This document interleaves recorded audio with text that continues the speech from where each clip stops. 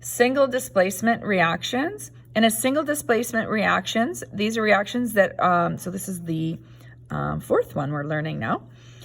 These are chemical changes that involve an element and a compound, and there's basically going to be a switch of places. So we have a single little guy shown here, and these two are paired up, and now they're switching places, okay? So he cuts in here, and now he is shared with this person here. So they have switched places. Now, when they switch places, it's important to remember with ions that these are going to be with ionic compounds, and we're going to have a positive has to switch with an other positive. In other words, opposites still need to attract. The positive ion has to go with the negative ion.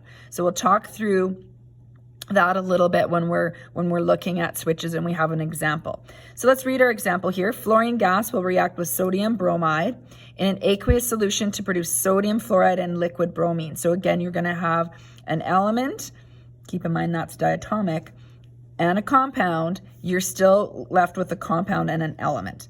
So I'd like you to pause the video so that you can practice your word equations. So fill in what this would be as a balanced equation.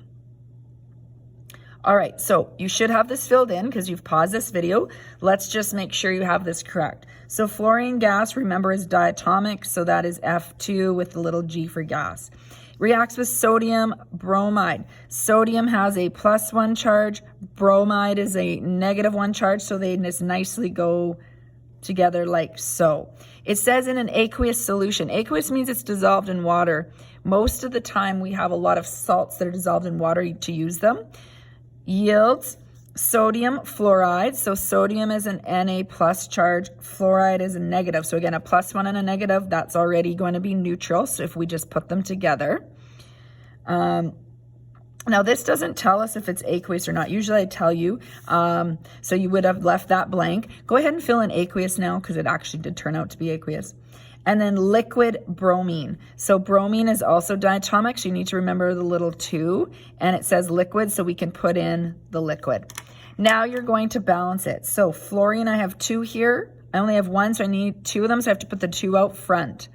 That means I have 2 sodiums, so I want to have 2 sodiums out here as well on the left. 2 bromines, and look at that, we've got our 2 bromines, so we're good. So you have it now balanced.